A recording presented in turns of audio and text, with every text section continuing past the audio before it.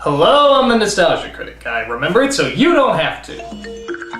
Disney has certainly gone through its ups and downs in terms of TV, hasn't it? That's to say it wasn't always the onslaught of popular sitcom/rockstar Barbie dolls it is today. Example, Disney once had a 2-hour block of programming called the Disney Afternoon. It started off strong with shows like DuckTales, TaleSpin, and Chip 'n Dale's Rescue Rangers, but after a while the show started to slip in popularity, with less successful programs like Quack Pack, Bonkers, and that show that must never be named. So Disney decided to take an approach they'd never done before, an action series. Something that had no talking animals or cutesy scenarios that Disney was usually associated with. Their answer was a surprisingly well-written series simply known as Gargoyles. Often seen as Disney's answer to the Batman cartoon, Gargoyles was dark, serious, and very complex. The stories were epic and the characters were fleshed out. Well, scaled out. So why was Gargoyles such a kick-ass show? Lots of reasons. And you probably want to know what they are. So, let's stretch out our wings and fly right into Gargoyles. So it starts out in present-day New York as bits of debris are dropped down upon passing bystanders. So they call up Detective Elisa Mazza to investigate, the only cop who for some reason has blue hair. Connection? She's curious as to what could be causing all that horrible destruction. Claw marks? What could be strong enough to leave claw marks in solid stone? Sporks? The lineage of the Sporks goes on for several eons. In fact, we predate the dinosaurs. Indeed. So we flash back 1,000 years ago to Scotland, where the ancient battle for this castle, I guess, is being fought by whoever the hell these guys are, because they really want it. I don't know, there's like no detail in this backstory. It's just people with swords doing what people with swords do. Give any guy a sword and he'll want to go pillage something. Attack! They may take our lives, but they'll never take our questionably unclear motivation! But it turns out those stone gargoyles aren't just there for decoration. By daytime, they're stone, but when the sun goes down, they break through the rock and become the defenders of the castle. So they're like stone vampires? No, I didn't mean like that. Never mind. So the leader of the clan is called Goliath, who I swear has the coolest freaking voice of all time. You are trespassing. They're not far ahead. I can scare those cowards away without any help. I don't know who that actor's wife is, but I bet she plays a lot of 70s music when he's around. Remember, you and I are one, now and forever.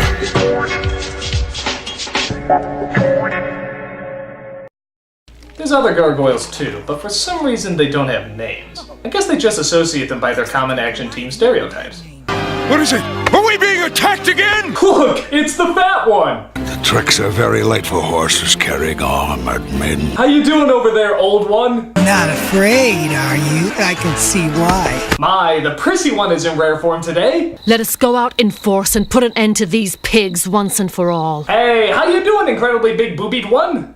Oh, there's also a gargoyle dog. How the hell does that work? I mean, are there gargoyle cats too? My guess is it's not really a dog, but a normal gargoyle that was just born with special needs. Leave him alone, he just likes to walk like that. So I guess the castle is run by the princess, insert pretty name here.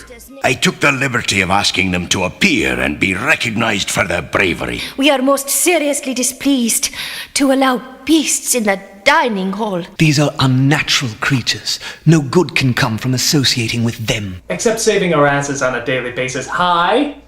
I mean, I know prejudice gets stronger the further back you go, but why do they hate these guys? They make house security systems look like the traps from Home Alone. You are as good a soldier as the Philistine giant who fought David. You do well to remember, Captain, that the biblical Goliath was also a bully and a savage. To be fair, they only eat 5 school children a week. That's not that bad. Goliath, we owe you our lives. As we owe you ours every day. But all was not meant to be. When the true mythical story continues, drug abuse and 1,000-year-old curses. For indeed there is trouble about, as Goliath's best human friend leads him away from the castle so he can sabotage the weapons. Goliath finds out too late as the sun rises and freezes our heroes. do they ever freeze in an embarrassing pose? Like one of them's just standing there taking a whiz and then suddenly, oh shit, the sun, mother! So the bad guys storm the castle, take everybody prisoner, and even destroy all the stone statues of the gargoyles. Yeah, maybe you should have, I don't know, hid yourselves or something! I mean, why display yourselves in the middle of the day in plain vulnerable sight? That's pretty cocky, guys. Do you also make taunting motions before the sun comes up? So Goliath returns and finds all his warriors smashed into cigarette butts. There's only 3 others who survived, as well as that weird gargoyle dog, because they were sealed in a hidden shelter earlier. So the gargoyles take what's left of their clan and do a hunt down for vengeance, while the bad guys talk with the princess and her wizardly Legolas impersonator. You blackguard! No! My spells! Now, which one of these fair maidens do you want? I'll take the albino. She has far more delicate features. But the princess escapes as the gargoyles fly in to whip some Viking-ish ass. Zool, motherfucker, Zool! But the wizard guy thinks the princess is dead and the gargoyles are to blame. So he casts a spell on them to turn them into stone permanently. But in actuality, Goliath saves the princess while the villains slip off a cliff to their deaths. You know, for a Disney cartoon, a lot of people sure do get the axe. This is like 5 Simba fathers and 3 Bambi mothers. I've been denied everything, even my revenge! And on top of that, I think I have a splinter! Well, at least nothing else can go wrong. Oh, God! What sorcery is this? So the wizard realizes his mistakes and regrets that he can't reverse the spell. You turned him to stone forever? The terms of the spell were that they would sleep until the castle rises above the clouds. Granted, it's a weak loophole, but it holds up nonetheless. So, yeah, it hasn't exactly been the best week for Goliath. Thus, he tells the wizard to cast his spell one last time so that he can at least be reunited with his frozen brothers. Connection? Cut to years later when a millionaire named Xanatos, played by Riker from Star Trek, actually goes to the trouble of raising the castle above the clouds, resulting in probably the most epic yawn of all time.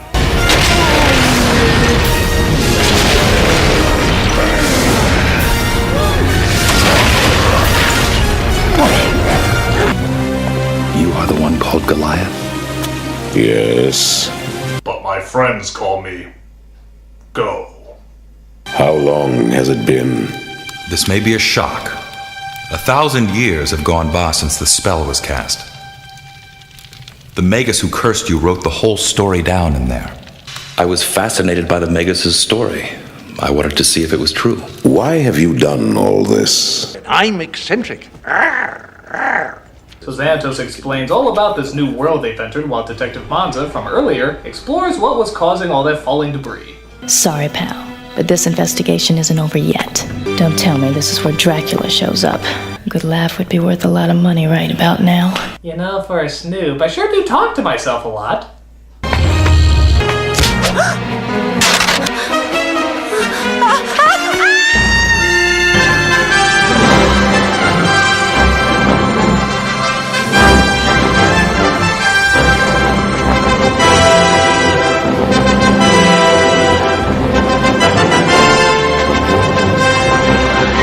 So Goliath dives down and catches her and does his best to explain who they are. My kind have no names, but you humans call me Goliath. Your kind? You mean there's more than one of you?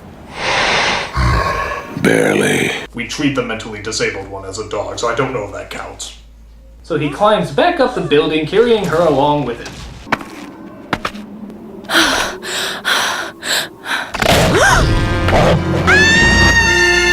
Oi! Okay, so that part didn't happen. But she does befriend the gargoyles and becomes sort of the April O'Neil of the group. You know, if April was packing.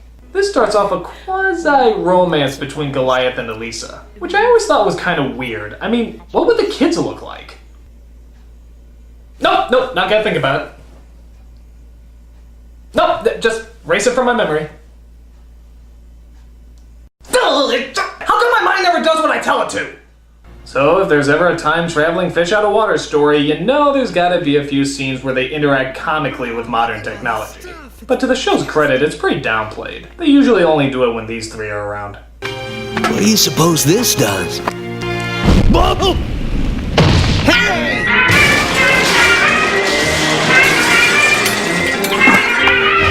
Hey! Let me out!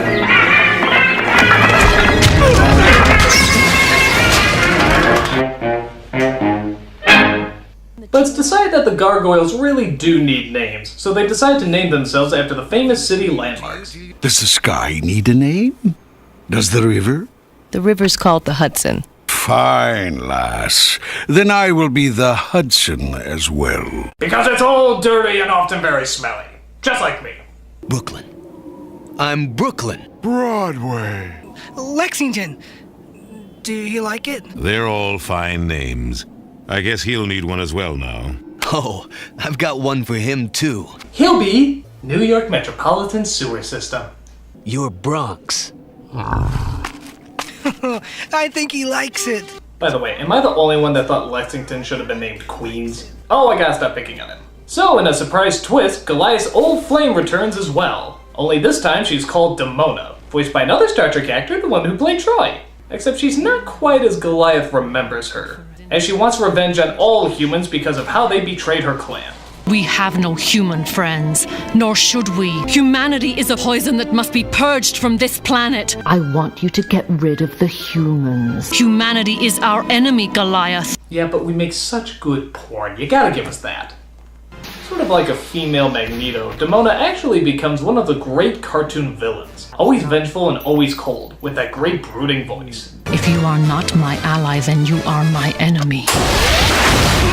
And it turns out Xanatos becomes a villain too, always hatching diabolical schemes to gain more power and control, but always staying suave and savvy. Go ahead. Without me, you'd still be gathering moss. Such is the plot to Gargoyles, as they constantly fight not only Demona and Xanatos, but a whole slew of other baddies. The stories were sometimes episodic, but mostly intertwined, the best ones being about Demona's past and how she survived all these centuries.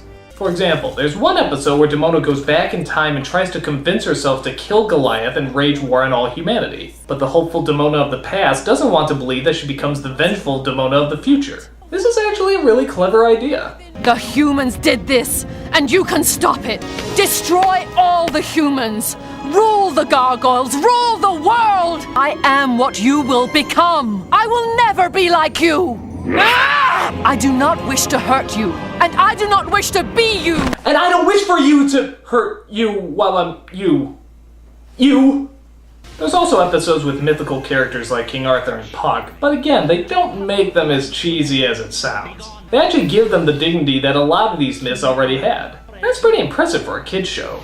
But I think my favorite episode is the one called Future Tense, where Goliath arrives in the future and all hell broke loose as Xanatos has apparently taken over. Trying to set things right, all the Gargoyles get killed and slaughtered by Xanatos' army. But then it turns out Xanatos is really a computer with all the memories of the original person. But then it turns out it wasn't Xanatos at all, it was Lexington, who's become overtaken by madness. But then it turns out it was all an illusion by Puck to try and get a mythical emblem from Goliath. And then it turns out it may or may not have been a dream. And then it turns out that Goliath is a woman. Okay, that didn't happen, but you get the idea. This show was filled with plot twists and surprise endings that actually all seemed to add up. They didn't seem forced or contrived. This just might be fun after all. Oh, by the way, did I mention that Puck is voiced by Data, also from Star Trek? Good God, they should just make the credits look like this!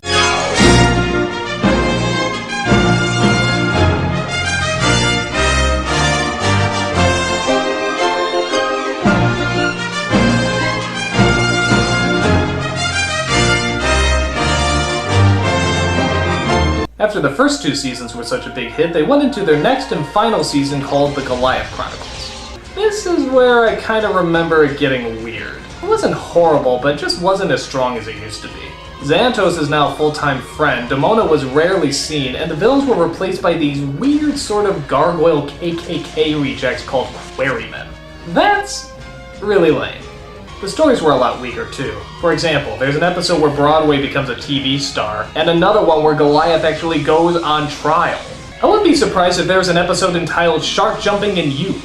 But I remember the original shows, and they were always gripping and clever. It's funny because this show came on when I was in the middle of high school, around the point when you kinda stop watching kids' cartoons. So the rare time someone would mention the show, I'd be like, what? I don't know any I don't. But in secret, I would actually watch every one of them, because it was just that good. I don't know if it really changed anything in terms of kids shows like Batman or Animaniacs, but it was certainly a welcome detour from what Disney usually did. It really stood on its own and created some really wonderful and really unique stories. Gargoyles is a blast from the past that is sure to live on in the future. I'm the Nostalgia Critic. I remember it so you don't have to.